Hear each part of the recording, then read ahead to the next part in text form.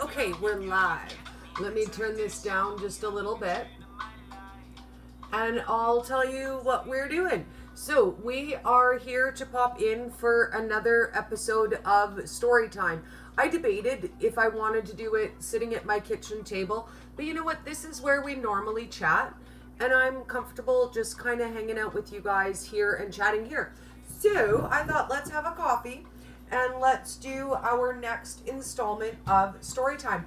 And I'm going to tell you guys a really interesting story of something that I never thought would ever happen to me. And I'm going to tell you about the time I got robbed at work. Now, I was working at a gas station at the time, working the midnight shift.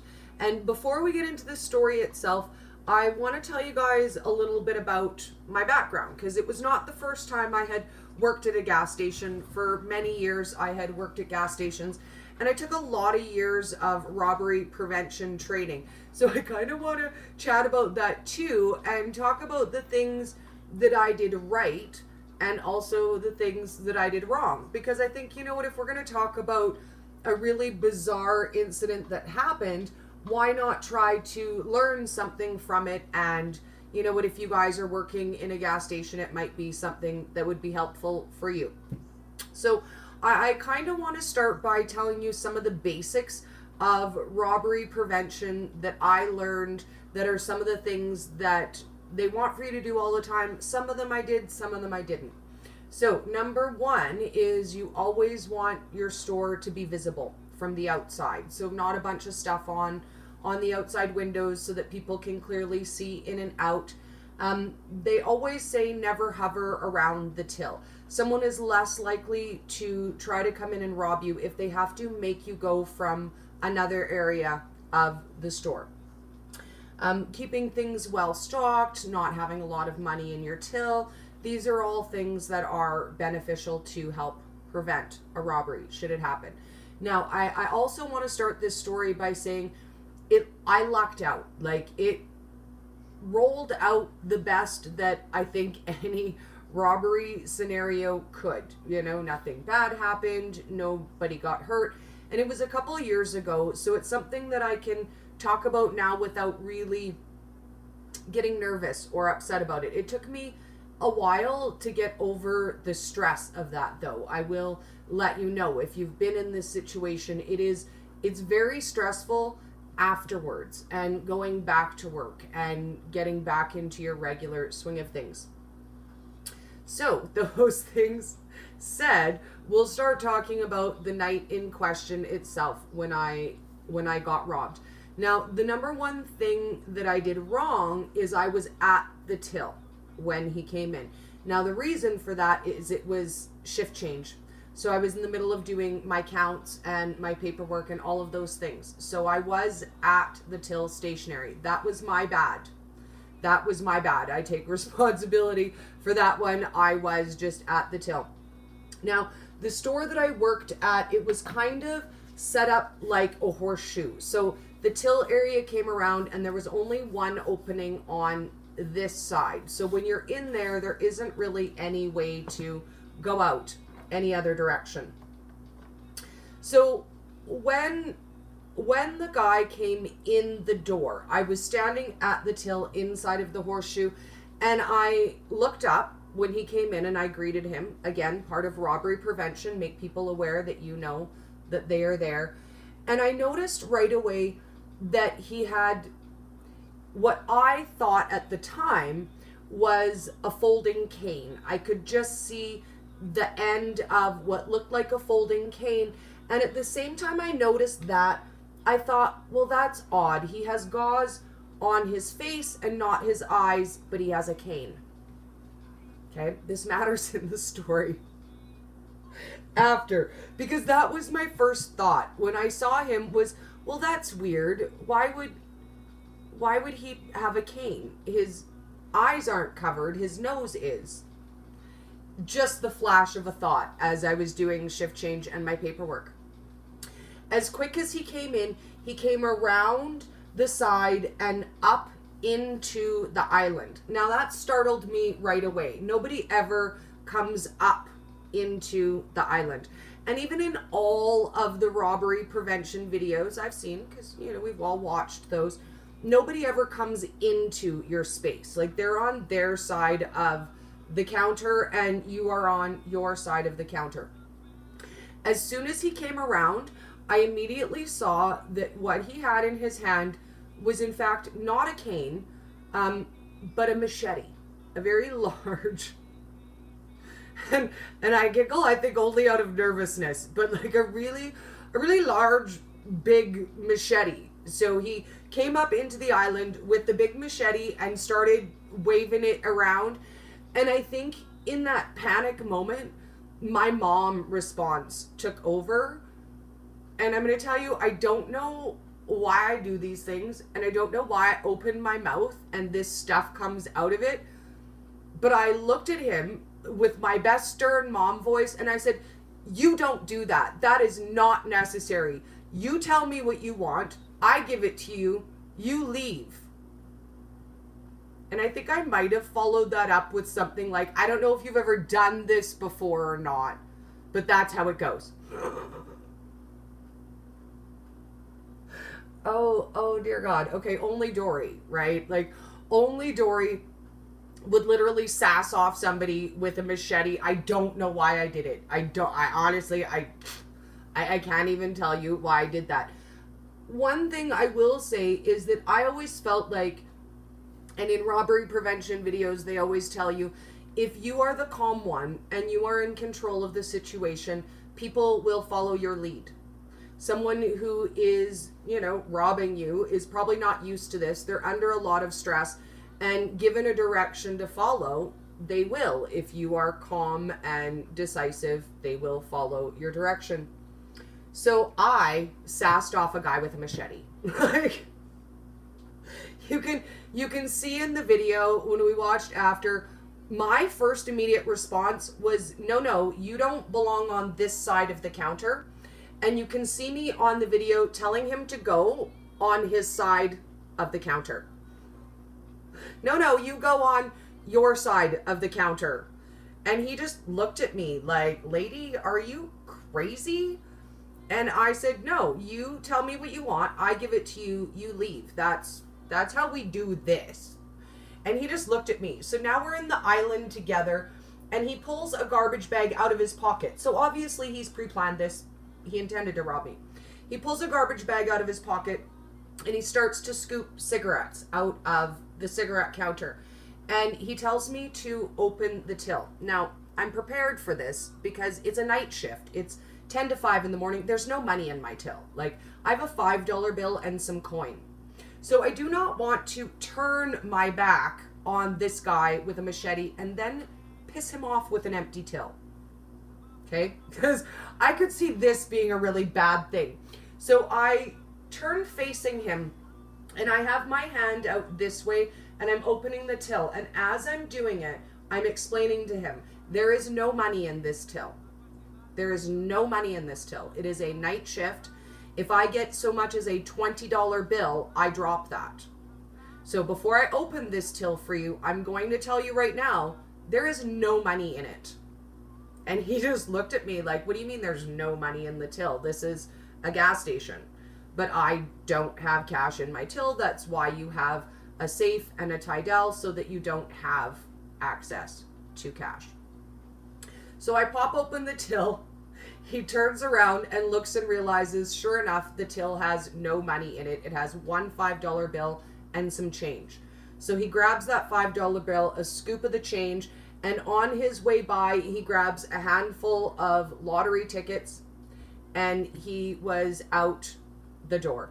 And it felt like it took hours. When we watched it back on the security camera, it was 2.5 minutes from the time he walked in the door until he walked out the door. Now, when you're talking robbery prevention, you have a couple of goals if you are robbed. Number one, you want to do that transaction as quickly as possible. You want them in and out of your store as quickly as you can. And I was always trained to treat them like a regular customer. You know, you tell me what you want and I give it to you. This is an awesome transaction, and you go on your way. We even used to joke about it when we watched the robbery prevention videos and make jokes like, you know, would you like matches with that? So for me, I was always trained that there isn't anything in the store that's more valuable than my life. There isn't any point in arguing with somebody who's going to rob you. You ask them what they want, you give it to them, and they leave. That is how I always expected it to go.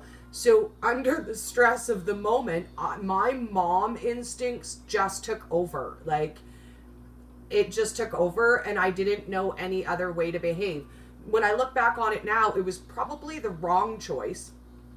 You know, like, I totally could have got cut up by a machete because I'm a sassy cow. Just putting that out there. So I'm not saying that that's necessarily the right way to go.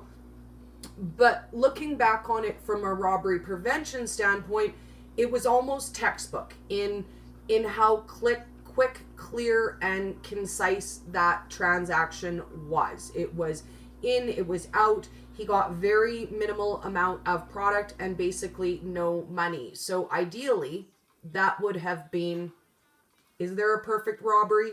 Technically the perfect robbery. Now, one thing did go wrong in this perfection, and that is that I have never before used the robbery alarm. It's not something we test, right? When you work at a gas station, they show you where the robbery alarm is. You press the alarm, then you lock the door, then you phone 911.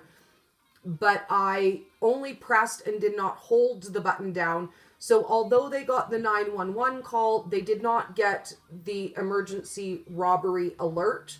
And it took the police longer to get there than it should have. So that ended up being a whole process. And man, they go through a lot. Like, they locked everything down. They fingerprinted everything under the sun. We ran through this scenario for about 5 hours where I explained to different people what happened, how it happened, the whole process. And I found it shocking that the actual event took minutes and then hours and hours of processing afterwards. So it was definitely, I think, in a shock situation. I didn't realize I was truly in danger until after the situation. In the moment, I felt like I was calm, I was clear, I was concise, I was in control. When I look at it now, years later, I also know there was other incidents in that night. If I had known that, I probably would have been a little bit more scared. So the guy who robbed me, that was at 10 to 5. At about 3:30 in the morning, he did a smash and grab in town where you drive through the window of, he drove through the window of the liquor store and loaded up stuff. And then he robbed me at 5. And then later in the evening, around 7 in the morning, there was a domestic incident on his block that was way worse than being robbed. Way worse. So all in all, I think the experience was, I don't know if you could say there was a good experience. It was good in that sense that I did feel like I was in control, even though I wasn't. And I didn't feel like my safety was as in jeopardy as it was. But I think part of that is just shock. And for me, I think the biggest thing that surprised me was honestly the coming into my space. I was not prepared for that. And that's why I look like a ridiculous, crazy lady in the video telling him, no, you go on your side of the counter. I had a really lot of fun also explaining to the police why I felt I could sass off a guy who had a machete. I don't know why. I'm a mom and I just felt like I could. I don't know. So that's, I think, one of the weirdest things that has happened to me. And I'm curious about, situations that you guys have had at work that you were not expecting and maybe you didn't know how to handle. Have you ever been robbed? Were you robbed at work? Were you, robbed privately. I don't know. I'm just curious. I never expected that I would be robbed. I was prepared, perhaps maybe even over prepared and overconfident. If if that's even a thing, I think perhaps it might be a thing when you take your life into your own hands and sass somebody with a machete. Kathy says, at the grocery store I worked at when I was 19 or 20 was robbed, and it was the scariest day ever. And it is. Like, I will never forget that. And I'm most thankful that there were no customers in the store. None. And it's odd because it was a regular rush time for me. That's what time all of the working guys come in for their coffee. And I literally have 3 regulars who are normally in the store at that time. And the next day, when they found out I was robbed, the first thing they said was, "Oh, Dory, if I was there, I would have kicked some guy's ass if he tried to rob you." And that is a recipe for disaster. That is dangerous right there. I was much better off just, hey, you tell me what you want and I give it to you and you leave. Oh, Denise. Denise and I worked at that gas station together. we did not work the same shift, but we worked at that gas station together. Were you still there when I got robbed? I can't remember if you were still there or if you had left already from there when that happened. It was a long, long time ago, so I don't remember, but that is actually where I met Denise, watching on Facebook, in case you're curious why I'm talking to the corner. So this afternoon, I did a quick live and I asked you guys, do you want to do story time as a recorded feature just on YouTube as I had originally intended? Or should we do it as a live? And overwhelmingly, you guys decided you prefer live format, and so do I. And I think it's a lot more fun to be able to chat with you and hear your feedback while we're doing story time than reading it in the comments later. Karen says, I've never been robbed, but the scariest thing was looking out the window and suddenly seeing a ton of police show up. Oh, yes. Girl, that would be scary. That would certainly be scary. Kathy, my darling Kathy. Kathy, if you guys have not met her yet, Kathy Ashton, on Instagram, she is Firewolf Ashton. She is one of the amazing moderators of my Facebook group, Colorful Keto Lifestyle. So everybody say hi to Kathy. We absolutely love you, girl. I appreciate your help and your support, and we all love you. Karen says, it seems the ex of one of my coworkers was just in the way. Oh, and that's scary. Like when all the alarms are going and everybody is showing up, that is, they arrested him in the parking lot. That is scary. I did used to live in an apartment complex that literally the police showed up every single weekend for one thing or another. There was a complaint, there was fights, there was a ruckus. Every single weekend the cop cars were in our parking lot. It was insane. That's a lot of the reason why I moved out to a small town out of the city. And sure enough, I got robbed in the small town and not when I worked at the gas station in the city. Is that an irony? I don't know. When you move from a city, I think at the time there was, 600,000 or 700,000 people to a town of, 8,000 people, and you get robbed in the small town instead. I think that could be irony. I don't know. But it's definitely not something I ever expected to happen to me. And that's the point of story time. I just want to talk to you guys about, the weird, odd, interesting things that have happened to us in our lives. Because if you're anything like me, weird stuff happens to me. Like, really weird stuff happens to me. So this was topic 1 that we have to pick from our next story time. The other 2 topics I have chosen for you guys next to pick from is the worst ever Christmas party with my ex. It was out there, guys. Absolutely insane.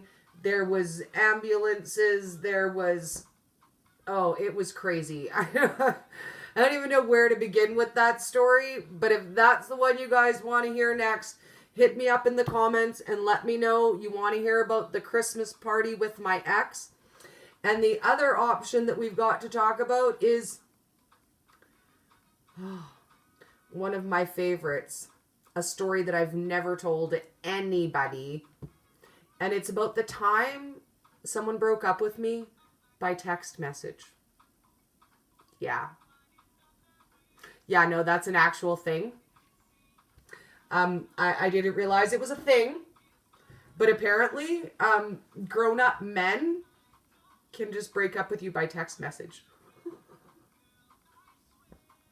Dear God.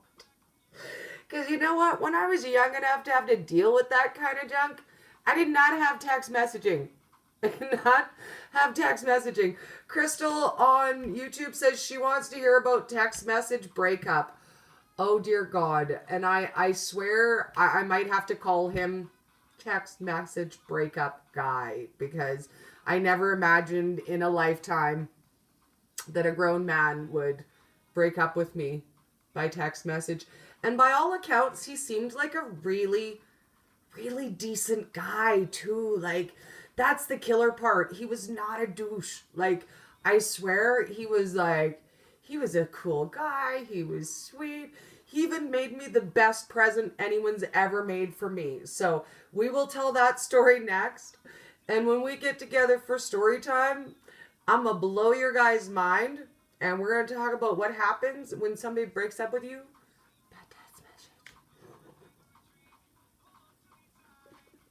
Have an awesome night, guys. Thank you so much for joining me for story time.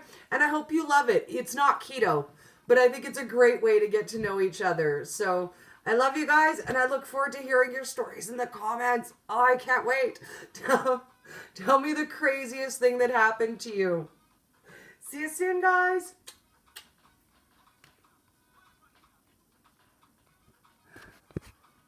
Jungle Man Sam. Oh, by the way, let's turn it up and let's dance out. Let's cancel this and let's dance out. We're listening to Jungle Man Sam, and I'll post his link in the comment for you guys too. This is one of my favorites of his songs. And it's just at the end, so we'll rewind it just a little bit.